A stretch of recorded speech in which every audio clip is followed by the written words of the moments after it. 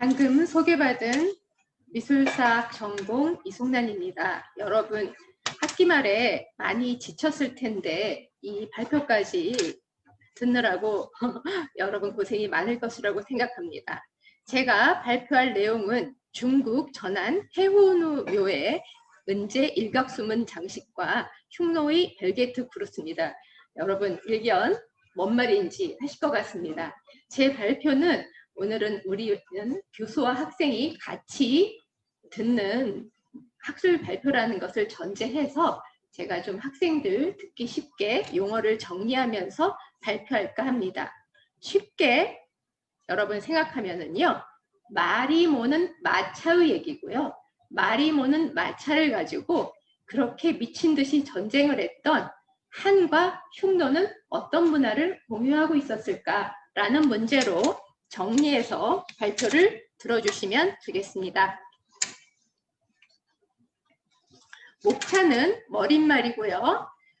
그 다음에 이제 음은의 사나이가 있습니다. 해운우라는 사나이가 있고요. 이 사람의 묘에서 참화구가 하나 나왔어요. 그래서 우리는 이 사람이 어떤 사람인지, 이 사람의 묘는 어떻게 생겼는지, 거기서 어떤 말이 부착하고 있었을 것 같은 은제 펜던트 같은 게 하나 있는 거예요. 얘가 일격수, 뿔 하나가 달린 동물이 있습니다. 이게 알고 보니까 흉노 애들이 하는 거예요. 한이 그렇게 싫어했던 흉노 양식의 펜던트를 해운우라고 하는 사나이의 마차에서 하고 있는데 그게 흉노의 여러분 처음 들어봤죠? 벨게트 구루스라고 하는 어떤 이상한 말인 거예요. 얘도 일각수인 거예요. 근데 알고 보니 벨게트 구루스와 천마는 도상을 공유하더라. 그러면은 도대체 어떻게 이런 일이 생겼을까? 한나라와 흉노는 어떻게 서로 영향을 미쳤길래 서로 싫어하면서 도상 하나, 배지는 똑같이 차고 다닌 거예요. 이러한 일이 생겼을까라는 문제를 제가 직접적으로 혼종성이라는 얘기는 하지 않지만 커다란 혼종성의 테두리 안에서 이 문제를 살펴보도록 하겠습니다. 자, 먼저 머릿말입니다. 먼저 말부터 알아야 될 것 같아요. 그래서 머릿말에 들어가는 내용은요. 말의 역사, 말이 어떻게 사람을 타게 됐는지, 그리고 이 말에 부착되어 있는 은제 장신구가 발견된 게 어떤 문제인지, 그리고 이 도상을 공유하는 문화의 양상이 어떻게 의미가 있는지를 머릿말로 진행하도록 하겠습니다. 자, 이제 먼저 치극의 얘기를 넘어가도록 하겠습니다. 말은 인간 사회 발전에 지대한 역할을 한 동물입니다. 기원전 5,000년 전에 가축화되기 시작한 첫 번째 용도는 인간의 식량이었습니다. 초원 사회에서 말만이 겨울에 얼음 속에서 발굽으로 톡톡하고 얼음을 깨치고 풀을 먹을 수 있기 때문에 유일하게 살아남는 동물입니다. 그래서 알고 보면 말은 식량이었다는 거죠. 그래서 제가 처음에는 이렇게 출처를 달기 위해서 열심히 하다가 나중에는 그만두었는데요. 대한급식신문에서 서귀포의 말고기 맛집을 찾아왔습니다. 지방도 먹고 살고기도 먹고 참치나 소고기처럼 부위대로 이렇게 도마에다 팔고 있네요. 그러다가 1000년 동안 식용으로 사용되던 말이 인간이 영악합니다. 바로 알아본 거죠. 말은 장거리에 지치지 않고 인간보다 훨씬 빠른 말의 속력이 딱 캐치가 된 거죠. 그런데 바로 여기서 중요한 게 치아의 문제입니다. 치극을 살펴보세요. 치극은 결국은 이빨이 벌어진 틈이라는 겁니다. 침팬지에서부터 시작해서 오스트랄로피테구스까지 가는 경우에는 이렇게 현생 인류가 지금의 아케이드 모양으로 아주 이쁘게 치극이 된 거잖아요. 그런데 이 치극이 어마무시하게 있었던 게 바로 말이라는 거잖아요. 제가 치극을 표시해놨죠. 현재 승용마 같은 경우에는 13에서 15cm까지 달한다는 거잖아요. 이 사이에 재갈을 물릴 수 있다는 것을 알게 된 거라는 거잖아요. 그래서 기원전 4000년 경부터 뼈나 뿔로 만든 재갈이 발견돼서 이 시기부터 말이 기승용으로 사용됐습니다. 그래서 지금 우크라이나의 데레보이카 유적에 대해서 이제 골각기로 나온 재갈 멈치입니다. 재갈 멈추라고 하는 것은 재갈이 빠지지 않게 이렇게 뺨에다 부착하는 거고 제가 보이는 것은 엑스레이로 투시한 재갈 착용의 모습을 보입니다. 그러면 이게 3차 신경통이 와요. 얼마나 아프겠어요. 괴롭힌 거예요. 그러니까는 말이 꼼짝도 못하게 재갈 멈치로 이용해서 이렇게 끈을 하게 되면 아프니까 이렇게 인간의 말을 듣게 된 겁니다. 여기에다가 말의 효용성이 하나 더 늘어났습니다. 말은 이렇게 유목사회와 농경사회에서 모두 일상생활에 기묘한 동물이지만 유목사회에서 이제 전투수단으로 발견되기 시작한 겁니다. 여러분한테 보여주는 것은 파르티안 샷이라고 뒤를 돌아보면서 쏘는 거죠. 이거는 흉노가 10명이라면 한 나라는 1000명입니다. 그럼 어떻게 싸워야 될까요? 유리한 곳으로 유인해서 자기네들이 유리한 고지를 이용해가지고 이렇게 갑자기 기습 공격을 해야 되겠죠. 이러한 지금 공격수를 보이고 있는 거고 이거가 가능한 게 바로 말입니다. 지금 고구려 무용총에서도 이제 그 기마무사가 수렵을 하는 모습을 보이는데 여기에서 제가 동그랗게 표시한 부분을 봐주십시오. 이게 바로 등자입니다. 스키타이들도 이렇게 똑같이 파르티션 샷을 썼지만 흉노가 몇 세기부터 등자를 했는지는 모르지만 유럽까지 제패할 수 있었던 커다란 원동력은 바로 이 등자입니다. 등자에다가 발을 대고 힘을 주는 순간 엉덩이를 들게 될 수 있는 거죠. 그럼 이 단계에서는 창까지 쏠 수 있게 되는 거죠. 이 활뿐만 아니라 거듭난 이런 군사적인 힘을 가지게 되면서 이제 북방 유목민족들은 말을 이용해 가지고 엄청나게 이렇게 힘을 가질 수 있는 전투력을 가질 수 있었던 것입니다. 그래서 이 말이라고 하는 것은 기마 유목사회에서는 우리가 생각하는 상상 이상의 그러한 파워를 가지고 있는 동물이었다는 것을 알 수가 있겠습니다. 그런데 2016년이죠. 해원호 발굴 모습입니다. 엄청나게 크죠. 이 정도가 제육군 묘입니다. 여기에서 바로 지금 어떤 펜던트 같은 게 나왔잖아요. 제가 이제 물방울 떨어진다고 해서 수적형 장식이라고 해놨는데 어떠한 동물이 긴 뿔을 하나 웹뿔을 가지고 있고 그 옆에는 구름 문양이 있고 발을 이쁘게 한 발 톡 하고 들었어요. 발발굽을 아주 이쁘게 마치 발레를 하는 듯이 이렇게 표현이 되어 있는데 이게 지금 보이는 해호묘의 거마갱에서 이게 하나 나왔다는 거에서 제 논문이 출발했습니다. 그러면 해온우라는 사람은 어떤 사람이냐? 그럼 일단 그 묘역부터 살펴보도록 하겠습니다. 해온우 유적입니다. 강소성 남창시입니다. 그러니까 이 거마갱이 나온 곳에서는 북방에서는 나왔는데 남방에서는 이게 유일한 예라고 생각합니다. 맨 처음에는 뭐 해온우 묘인지 모르겠는 거예요. 어떤 도굴꾼들이 밤마다 슬금슬금 이 묘를 파는 것을 보고서 주민들이 신고했어요. 그러다가 여기서 나온 목재나 이런 걸 보니까 보통 묘가 아니다 싶어가지고 발굴 당국에서 발굴을 시작을 했습니다. 그래서 원래 지역 주민들의 선산으로 이용하던 곽돈산이라고 하는 나지막한 산이 해운우국의 묘원의 구역의 일부라고 생각이 되는 겁니다. 여러분 요 제 마우스를 따라가 제가 잘 안 보이네요.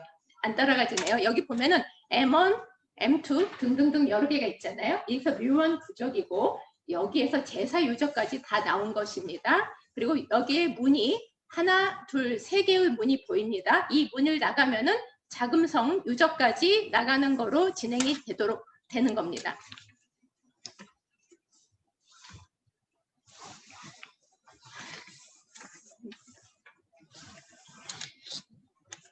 여기에서 M1이 바로 해온우의 묘고 그 옆이 조그맣게 되어 있는 것이 거마갱입니다. 그러면 이게 해온우의 유화인지 어떻게 알았느냐? 바로 여기서 옥인이 나왔습니다. 그리고 이 사람의 신분을 알 수 있는 게 어마무시하게 많은 양의 마제굽과 기름굽이 나왔고요. 그 옆에 지금 동전 보이시죠? 이 동전에 산같이 쌓여 있잖아요. 여기서 나온 동전 정도가 한기, 중기 전국에서 주어했던 동전의 1%가 이 한 사람의 무덤에 다 있을 정도니까 아, 이 사람이 어느 정도의 수준의 사람이구나 라고 하는 것을 여러분 짐작해 볼 수 있겠지요. 바로 이제 유화로 넘어가도록 하겠습니다. 이 사람은 알고 보니까 27일 동안 왕을 지냈던 사람입니다. 전한 무제의 유철의 손자이자 창업 애왕인 유박의 아들로 이 사람이 태어났습니다. 그런데 한 소재의 유불능이 갑자기 죽었습니다. 그러니까 이제는 15살의 왕이 돼가지고는 아주 정치를 잘하다가 참 서역까지 정벌을 했고 흉노도 제패를 했지만 후사를 남기는 거에 문제는 굉장히 약했던 거예요. 그래서 실질적으로 가장 강력한 장군이었던 곽거병의 배다른 동생인 곽광이 이제 황제 대신의 역할을 하게 됐던 거죠. 이 사람 도움으로 황제의 자리에 오른 겁니다. 그러니까 유불능이 죽고 나서 한소재가 죽고 나서 이제 살짝 곽광이 누구를 앉혀야 내 말을 잘 들으려나 하고 살살 봤던 거예요. 그러다가 얌전하게 제어를 했던 유화가 생각이 났던 거죠.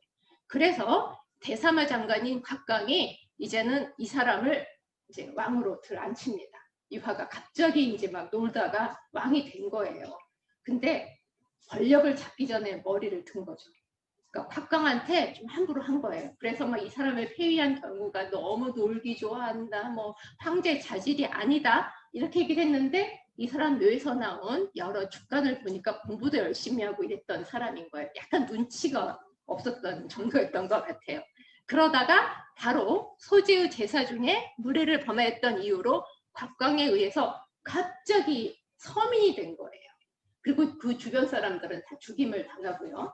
나락에 떨어진 거죠. 이러다가 10년 만에 한선자 유순에 의해서 해원으로 봉해져서 지내다가 33세에 이렇게 사망을 하게 된 겁니다. 그러면 이 사람이 왕도 지냈다가 황제도 지냈다가 서민이 됐잖아요.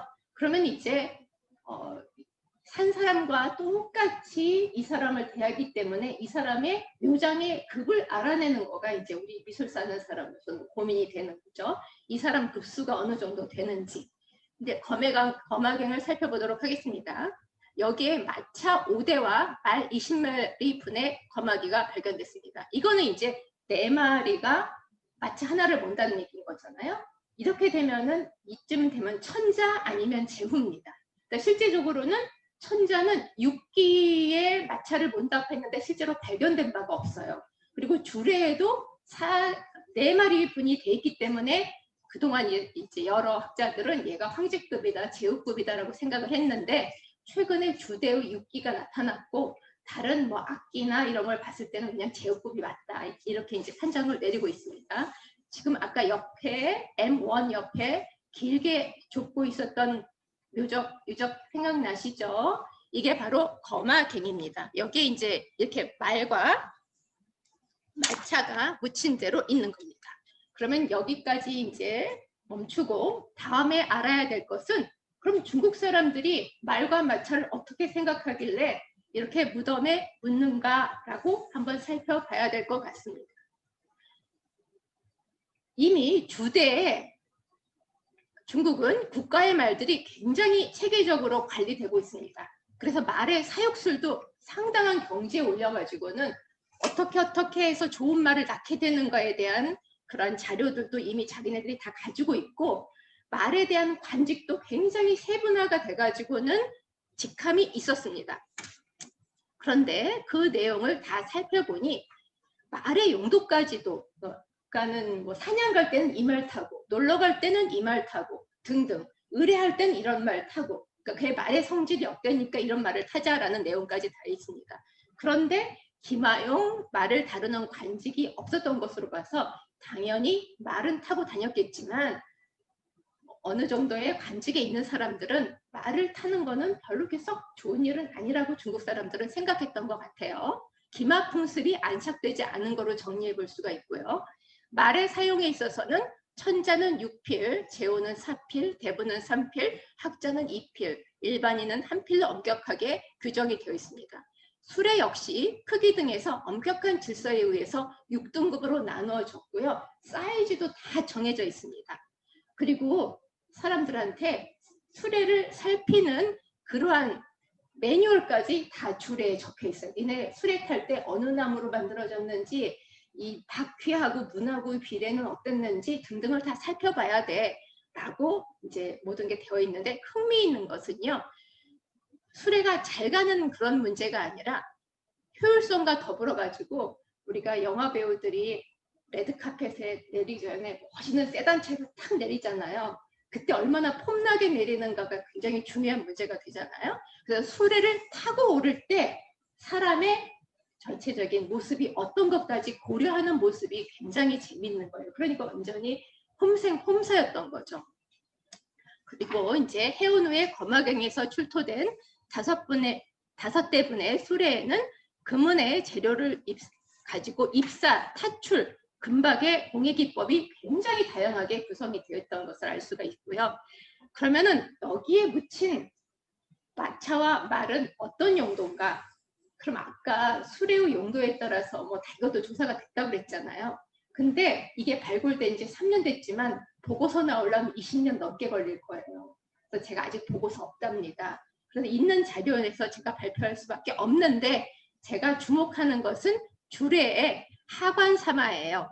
나라의 큰 장례에서는 끄는 말을 장지에 도착하면 그 말과 함께 매장했다라고 한다면 아마 운구행렬일 가능성이 크겠다. 그렇다면 여기에 있는 마구 장식은 이거와 관련된 성격일 가능성이 좀 있겠다. 이 정도에서 이제 출발할 수가 있는 겁니다. 자, 여기에서 보이는 이제 벌써 금을 쓰는 거는 대단한 거죠. 그래서 해운 후에 은제 장식에 표현된 일각수와 같은 도상의 말대 드리기가 흉노의 상위 무덤에서도 이게 발견이 돼가지고 이제 흉노 양식으로 평가가 돼요. 나머지 말 장식과 얘는 조금 차이가 있다라고 생각하면 되는데 수적형과 원형이 있어요. 똑같이 긴 뿔을 달고 있고 밑에 수염이 나고 있는 사슴 비슷한 동물들이 이렇게 서 있는 도상에 일련의 시리즈들이 이렇게 해온 후 묘에서 나왔습니다. 그럼 이제 다시 흉노로 넘어가겠습니다. 흉노의 동물 양식과 벨게트 브루스라는 것을 살펴보도록 하겠습니다. 최근에 이제 몽골 지역에서 나타난 암각화가 예전에는 다 선사시대 거로 이제 된 거예요. 최근에 몽골의 현지학자들을 통해서 어떤 건 흉노, 어떤 거는 돌궐까지도 갈 수 있다라고 보는 그런 의견들이 생겼습니다. 근데 바로 여기에 세필 정도 되나요? 이렇게 되면서 흉노 마차인지 한식 마차인지는 모르지만은 이 초원에서는 이 마차 가는 게 쉽지 않을 거예요. 그런데 이 조금 길도 좋지도 않은 데에서 이렇게 마차를 타고 가는 행렬의 모습들이 보이고 있습니다. 흉노의 마구는 대부분이 내구성이 강하면서 실용적인 철이 이용됩니다. 청동이나 뼈들도 이용하고요. 그렇지만 마차를 안 만든 건 아니라고 보기도 합니다. 금은을 이용해서 장식성이 강화된 마구가 있고요. 바로 마차가 나온 무덤은 골모드 2의 1, 노용홀 6호 등 6기 정도의 무덤에서 이런 장식마구들이 최근에 출토되면서 드디어 이쪽 분야를 연구할 수 있는 그런 상황이 되었습니다. 그래서 제가 흉노의 금은제 동물문 말띠 드리기를 9기군요.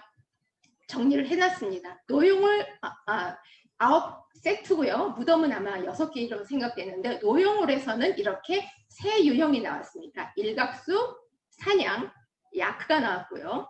노용홀 6호에서 야크와 사냥이, 짜람 7호에서는 사냥이, 골모드 2에서는 일각수, 빌게트 크루스, 골모드 2에서는 똑같이 일각수 이런 유형이 나왔고 전체적으로 본다면은 일각수 유형이 굉장히 여러 무덤에서 나온 것을 알 수 있습니다. 그러면 흉노의 동물 양식을 살펴보도록 하겠습니다. 왜 해필 마차에다가 장식을 꼭 이렇게 동물을 할까요? 이것은 스키타이부터 시작을 해서 동물 양식이라고 하는 초원 미술의 특징을 살펴볼 필요가 있겠습니다. 노용을 6호의 야크를 한번 살펴보십시오. 저희 포스터에도 이게 있는데 아마 우리 디자이너 선생님은 사람 얼굴처럼 굉장히 강력한 야크의 얼굴에 매력을 느끼지 않았나 싶어요. 눈썹은 이렇게 갈매기 형이고요. 수납 여사처럼 붙었네요. 그리고 이제 코에다가 힘 빵 주고 있고요. 머리는 5대5 가르마입니다. 그리고 여기 위에는 뿔이 이렇게 솟아있고 밑에는 털이 북실북실하게 나와있고 양뿔이 있잖아요. 여러분 유목사회에서 말만 생각하는데 사실 말보다 더 중요한 게 소입니다. 왜냐하면 소는 물자를 날라주기 때문이에요.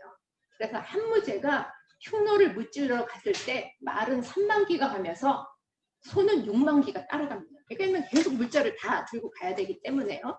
그러면 소 하면 우리나라의 노란 소, 황소만 생각을 하는데 실제로 야크, 여러분 스포츠웨어에서 블랙 야크 있잖아요. 바로 이 야크예요. 야크가 산에서도 살고 서식을 해서 이 눈이 보통이 아니죠. 눈이 이렇게 쫙 찢어졌잖아요. 이렇게 아주 매섭고 밑에 털이 북실북실 하는데 야크 없으면 안 되는 거예요. 북방 유목사회에서는. 왜냐하면요, 야크가 물자도 다르죠. 얘가 똥 싼단 말이에요. 그럼 똥 싸는 걸 잘 말려가지고 개로 해서 그걸로 취사를 해야 되잖아요.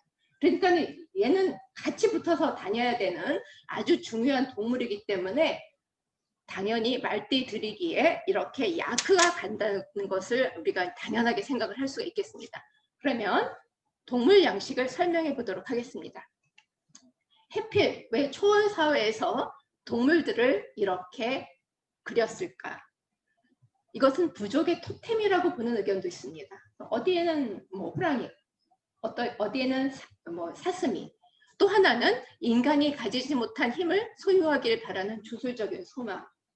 야크는 저렇게 힘이 세니까, 또는 또 새는 우리가 갈 수 없는 하늘을 나니까, 내지는 또 초원 유목민들의 사고를 표현하는 수단 기호체계, 지상, 지하, 천상을 표현하는 어떤 기호를 표시한다든지 또 유목민들의 세계관을 나타내도록 하는 그런 의견이 있습니다. 그러면 동물 양식은 어디에서 탄생이 됐느냐? 기원전 10세기 또는 기원전 9세기까지 보는 아르잔 일호변에서, 이것도 마구장식입니다.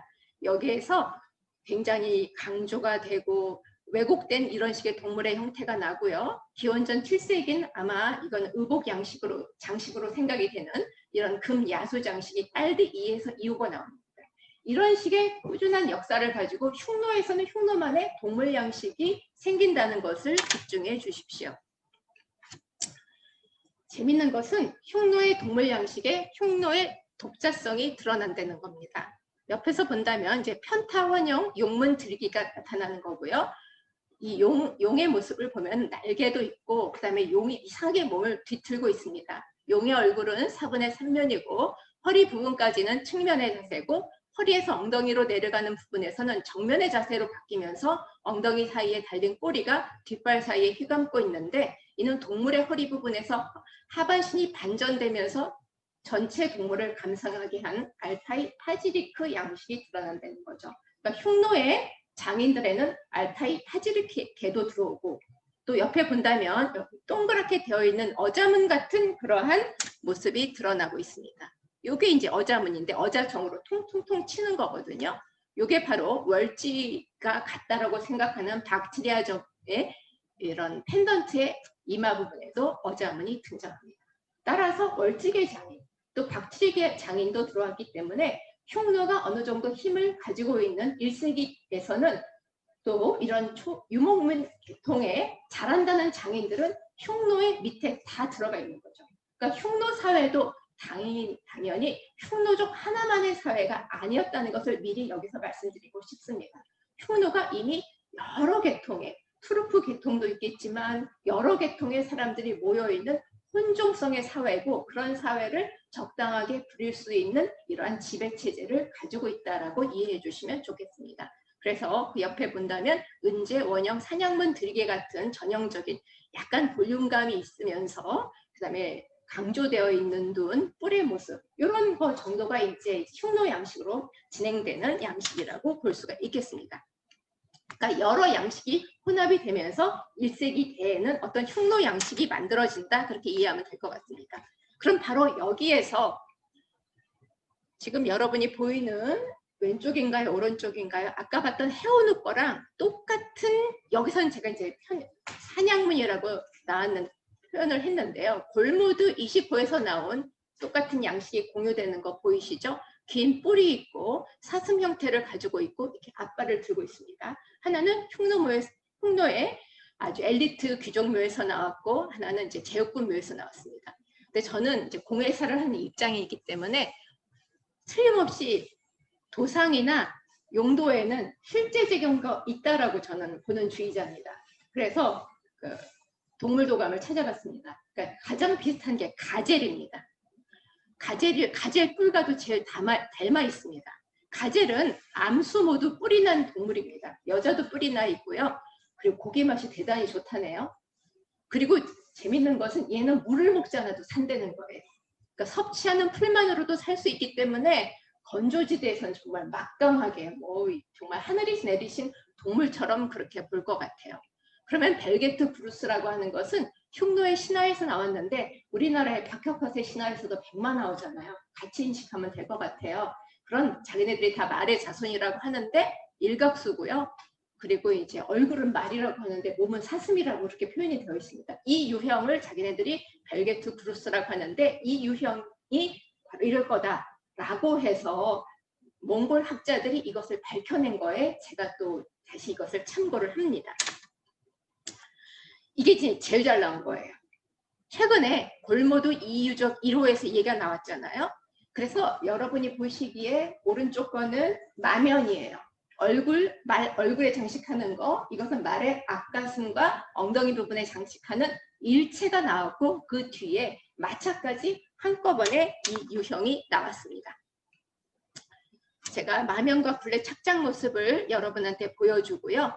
그 다음에 하나의 삽도를 보여드리겠습니다. 근데 재밌는 것은 여기에서 일각수가 좀 중국에서는 기린이라서 상소롭고 이래야 되는데 골모도 일각수는 좀 싸놨습니다. 표범의 모습을 하고 있는데 뿔의 모습은 같고요. 또 날개까지 착장한 그런 유형으로 등장합니다. 제가 이것을 복원해 봤습니다. 골모도 이 유적에서 1회 마차를 복원한다면 이렇게 7제 마차, 우리가 7이라고 하는 것은 중국의 특산품이잖아요. 7나무는 이 몽골에서 자라지 않습니다. 그렇지만 7원액을 얻으면 그 원액을 가지고 이곳에서도 만들 수 있다라고 저는 생각을 합니다. 재밌는 것은 아까 봤던 그 벨게트 크루스 같은 양식이 마차뿐만 아니라 말뿐만 아니라 마차의 그러한 그 일산을 세우는 불대까지 이 부분까지 다 하나의 세트로 만드는 거예요. 이런 유형은 중국에는 없거든요. 이건 아주 강력한 어떤 흉노가 나 이렇게 하고 싶어 이런 마차를 가지고 싶어라고 하는 요구가 없으면 만들기 어렵다고 생각해서 저는 사실 미리 조심스럽게 얘기하지만 아마 흉노 장인 한나라 장인들이 흉노에 제법 있지 않았을까라는 생각을 당연히 해봅니다. 우리가 그간에 흉노의 한해 궁정에서는 흉노 사람들이 와서 굉장히 일을 많이 해줬다는 건 연구가 충분히 많이 됐고 당연히 그렇다고 생각했는데 반대는 생각하지 못했다는 거죠. 이제 하기 어려웠던 것은 이런 주조기법 같은 경우는 사실 상당히 이게 한나라 기술이란 말이에요. 근데 여기에 같은 패턴으로 전체가 세트로 만들어졌다는 것을 주목해 봐야 되는 거고요. 그래서 제가 한대 독주차, 7제 독주차를 이렇게 여러분한테 비교해 보라고 가지고 왔습니다.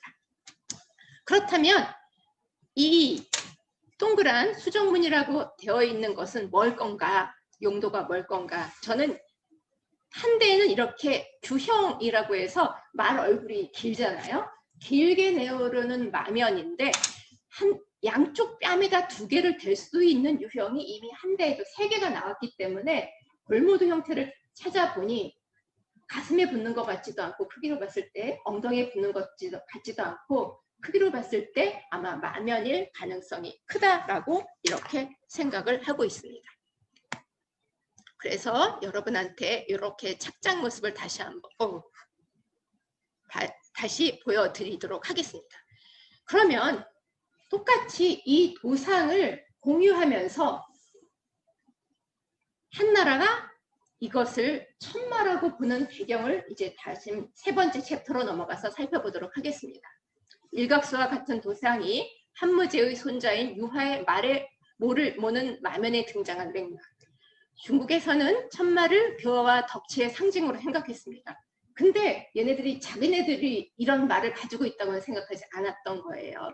서양마나 북방마로 연결을 했고요. 한무제 시기에 바로 몽골인 툴강으로 생각되는 여호수나 지금의 도낭시 남오향으로부터 4km 떨어진 황숙으로 생각되는 아과지에서 신비스러운 말이 나온다고 이렇게 기록이 돼 있어요. 그러니까 실제적으로 물과 초원과 말을 합성화돼 가지고 한대에서는 이러한 천마를 용의 도상하고도 혼동해서 생각합니다. 그래서 제가 열심히 이 출처를 제가 또 못 밝혔습니다만은 인터넷 사진을 뒤져가지고 임신한 말이에요. 임신한 말인데 이렇게 호수에 내려서 물을 먹는단 말이에요.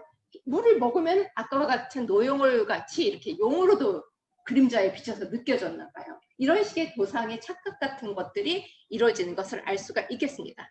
그래서 한서의 제6을 본다면 포리장이 도난 경계에서 둔전살이를 했어요. 야생말을 봤는데 귀한 말이 있습니다. 아과스에서 물을 마시고 있고 물가로 보비와 말치끈을 가지고 해서 말이 한참 이제 놀고 나서 방심한 사이에 얼른 이 말을 잡아서 헌상을 했는데 그래서 사람들이 이 말을 신비롭게 하려고 물속에서 나왔다고 합니다. 잡을 수 있는 데는 물값밖에 없어요. 얘가 이제 물 먹고 배부르고 하니까 못 뛸 거 아니에요. 그러니까 이제 이러한 전설이 실제적으로 나왔을 거라고 생각을 합니다.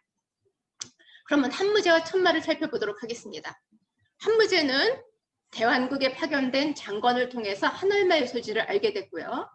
이광리를 통해서 104년 대환정복을 통해서 2차례에 걸쳐서 한얼마를 얻기로 하였으나 실제로 얻은 것은 수지필에 불과했습니다. 다음에 한과 흉노의 전쟁을 하겠지만 대환이 엄청나게 저항을 합니다. 해가지고는 성에 다 이것을 가두니까 우리 이렇게 압박하면 니네가 얻고 싶어하는 천마 다 죽일 거야. 막 이러면서 이제 투항을 하다가 결국은 얘네들이 이제 나온 거거든요. 그래서 사실은 수천 피를 말고 막 갔다고 하는데 실제로 천마라고 생각하는 것은 수십 일밖에 없다고 하니 이런 정도의 말은 귀했다는 것을 알고 있겠습니다. 자, 그러면 이게 그 흉노 정벌의 상징이 됩니다. 이게 천마가입니다. 바로 천마가를 지은 것이 교사가라는 거죠. 제사를 지낼 때 하늘에 지내는 그동안에 예약을 하지 않고 천마가를 올렸으니까 기존의 사람들은 얼마나 기함을 했겠어요. 이게 바로 한무제의 이런 강력한 힘인 거죠. 내가 이래서 황제야 라고 하는 15살의 왕이 황제에 올라가지고 이제 하늘 다 호령했던 한무제의 강력한 파워가 나오는 순간입니다. 그래서 여기에서 이제 천마가를 보는데 재밌는 거는 이 천마가에 오랑캐를 다 물리치는 전투마일 뿐만 아니라 하나 더 붙인 거예요.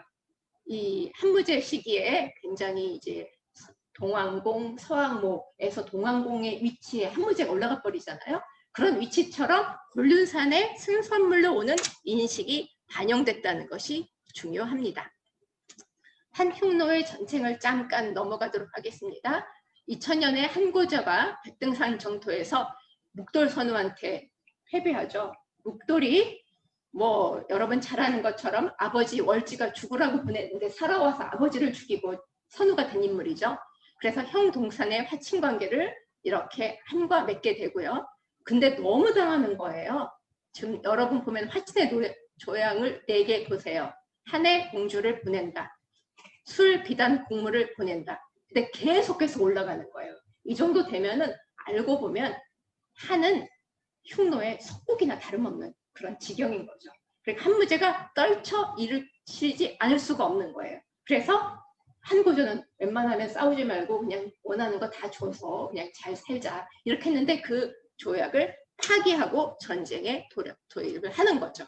이렇게 해서 얻은 대왕국에서 얻은 천마입니다. 그래서 북방에서 오고 오랑캐를 물리쳐 나라를 편안하게 해주고 더 나아가서 서왕모가 사는 곤륜에 승선시키는 매개체로 인식을 했습니다. 바로 이것을 기린과 동일시하는 거죠. 이것은 우리 미술사에서 이재종 선생이 아주 훌륭한 논문이 있습니다. 그 선생님이 밝힌 이래 이런 기린이 일각수라고 하는 도상이 아주 확연하게 밝혀졌죠. 그래서 일각수인 기린은 사슴과 말 그리고 용을 혼합한 형태로 한대부터 남북조 시대까지 계속 진행이 되는 그런 형태고 이런 기린 형태는 우리 고구려 고분벽화 및 백제의 문형왕릉 서수에도 이러한 도상이 자리하게 되는 것입니다.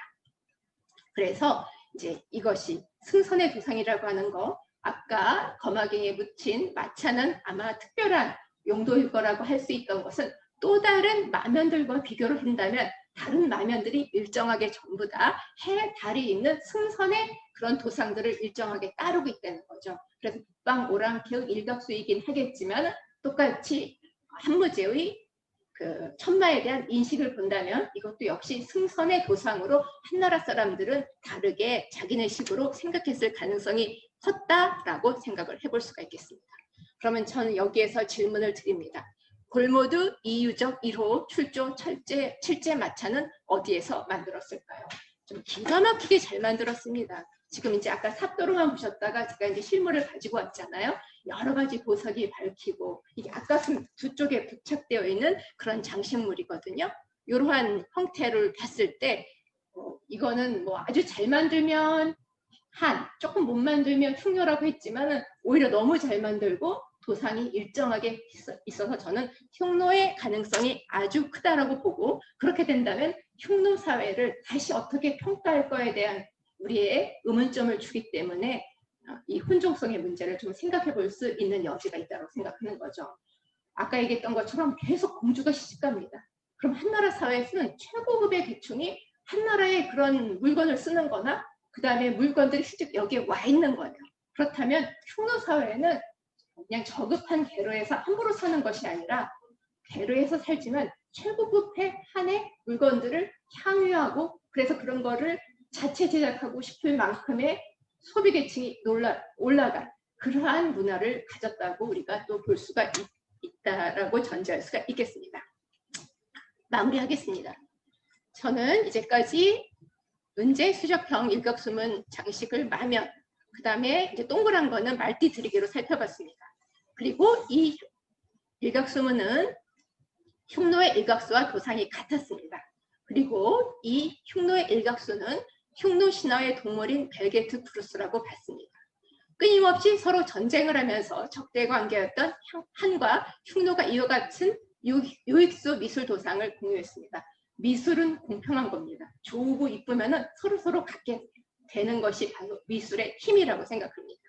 입을 크게 벌리고 호요하는 듯한 사나운 요익수는 한대 미술에는 없는 유형인데, 골모드 이 유적의 1호의 한식 마차에 장식된 점은 이 마차가 한이 아니라 흉노에서 제작됐을 가능성을 시사합니다. 실제 마차를 가지고 있는 기술력은 한이 가지고 있지만 칠기와 비단 등 중국 사치품에 익숙해진 흉노가 한의 장인을 데려다가 현지에서 제작할 가능성을 제가 시사해 보았습니다. 결국은 흉노의 샤머니즘과 한의 도교 사상 아래 사후세계로 사자를 인도한다는 천마도상을 통해서 미술 취향의 공유성을 이 발표에서는 주목해 보았습니다. 마치겠습니다.